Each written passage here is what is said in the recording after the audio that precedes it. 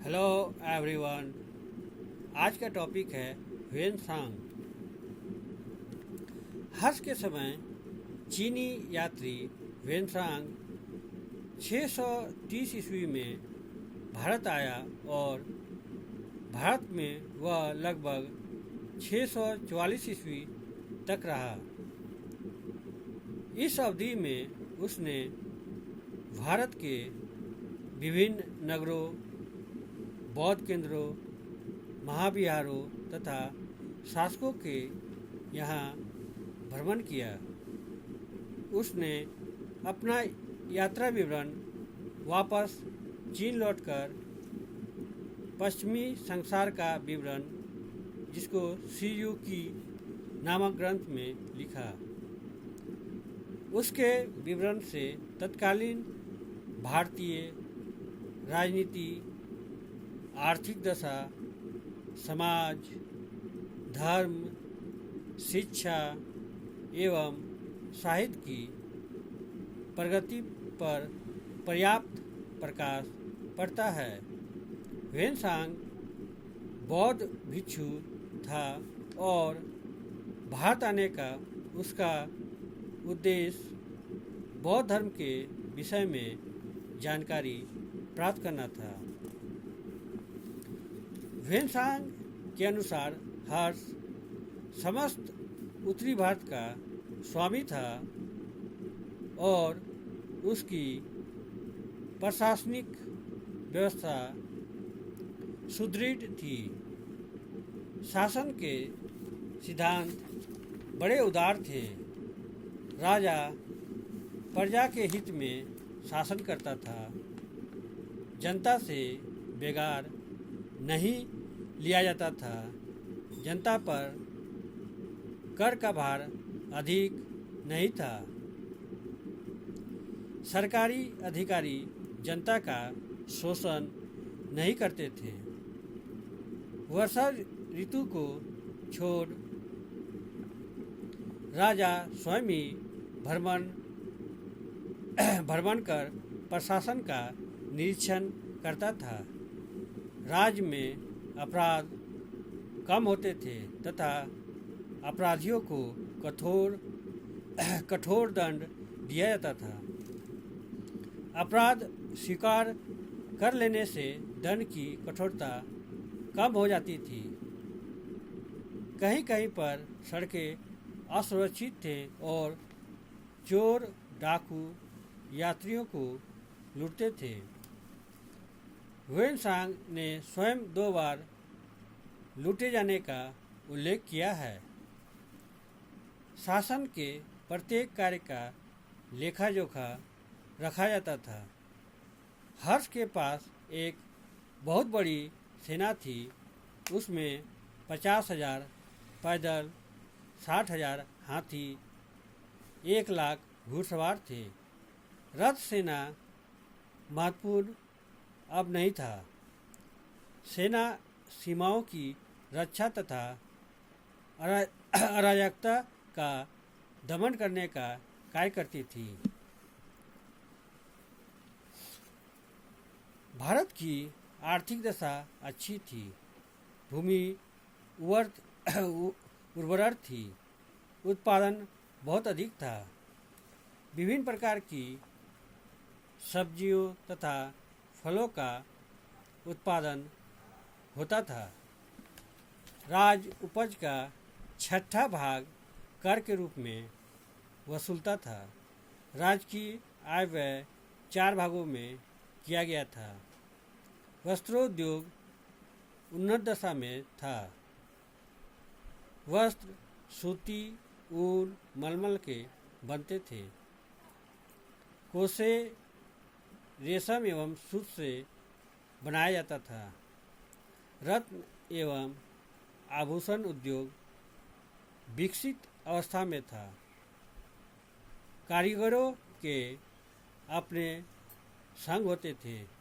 देश के औद्योगिक जीवन में ब्राह्मणों की कोई भूमिका नहीं थी। सोने चांदी के मुद्रा के अतिरिक्त कौड़ियों एवं मोतियों का भी प्रयोग मुद्रा के रूप में होता था। भारत दक्षिण पूर्व एशियाई देशों से अपने पूर्वी एवं पश्चिमी बंदरगाहों से व्यापार करता था। विदेशियों को निर्यात की जाने वाली वस्तुएं थी कपड़ा, चंदन, गर्म मसाले, मोती एवं हाथी दांत की बनी हुई वस्तुएं तथा आयात की वस्तुएं थी सोना, चांदी, हींग, घोड़े आदि। वेनसांग के अनुसार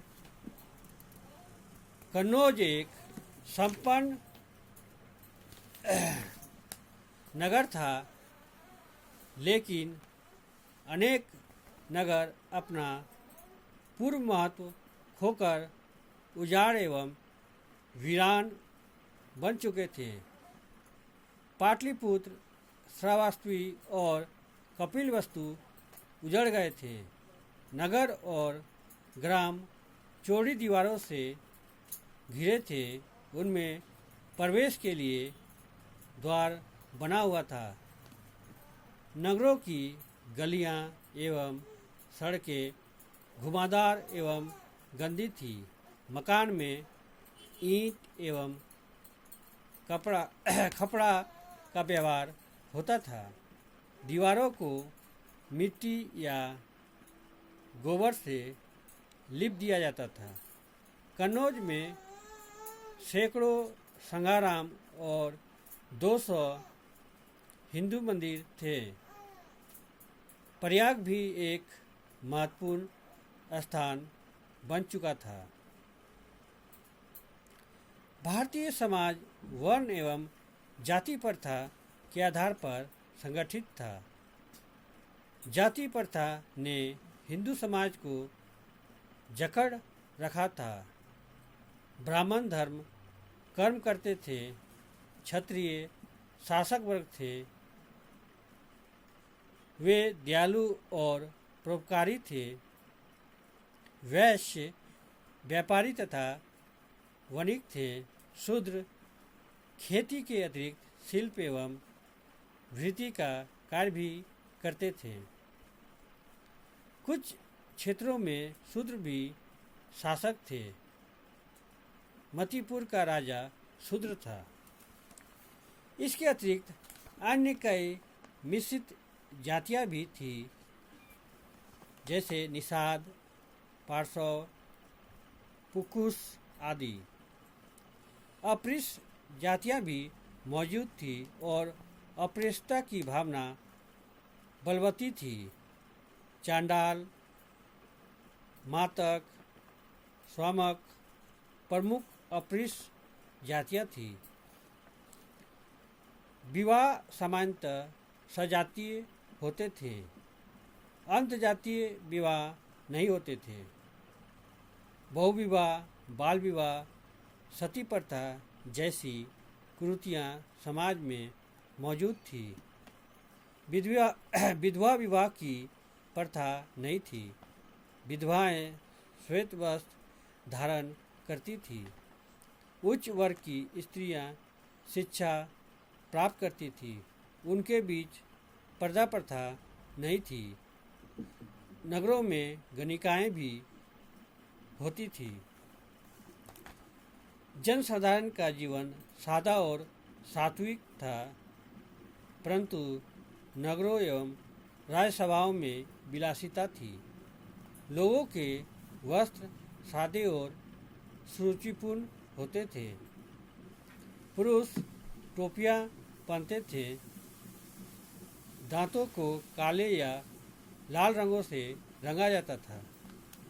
मांस, मदिरा, लहसुन, प्याज आदि का प्रयोग बहुत कम होता था, परंतु क्षत्रिय एवं शूद्र मादक द्रव्यों का सेवन करते थे। खाने के पूर्व हाथ मुंह धोया जाता था। खाने के बाद दातुन से मुंह धोया जाता था। भारतीयवासी या जूठा भोजन नहीं करते थे। वे अपने बाल ऊपर बांधते थे और कान में छिद्र करवाते थे। पैरों में चप्पल पहनने का रिवाज बहुत कम था। सुगंधित इत्र का इस्तेमाल होता था। पुत्र की उत्पत्ति पर उत्सव मनाए जाते थे। शतरंज, पासा खेलना, नाटक देखना मनोरंजन के प्रमुख साधन थे। मृतकों का शव दाह, जल प्रवाह एवं खुला छोड़ देने की प्रथा थी। ह्वेनसांग ने क्षेत्रीय आधार पर चारित्रिक विशेषताओं का वर्णन किया है। कश्मीरवासी धोखेबाज और कायर थे। मथुरा विद्वता और नैतिक आचरण के लिए, कन्नौज परिष्कृत जीवन के लिए प्रसिद्ध था। मालवा वाले विद्वान एवं विनम्र स्वभाव के मगधवासी विद्वानों का आदर करने वाले कामरूप के लोग ईमानदार परंतु उग्र प्रवृत्ति के महाराष्ट्री अभिमानी परंतु पीड़ितों के सहायक थे। 7 वर्ष के पश्चात बालक को 5 विधाओं की शिक्षा दी जाती थी। शब्द विधा, शिल्प विधा, चिकित्सा हेतु विधा, अध्यात्म विधा। शिक्षा मौखिक रूप से दी जाती थी, जिसमें वाद विवाद को बहुत महत्व दिया जाता था। शिक्षा के प्रसार के साथ संस्कृत भाषा एवं ब्राह्मी लिपि का विकास हुआ। वर्णमाला में 47 अक्षर होते थे।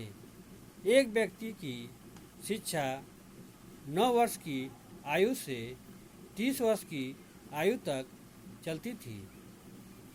शिक्षा बौद्ध विहारों, मठों एवं गुरुकुलों में दी जाती थी। इन्हें राज्य अनुदान देता था। हर्ष के समय उत्तरी भारत में नालंदा महाविहार शिक्षा का प्रमुख केंद्र था।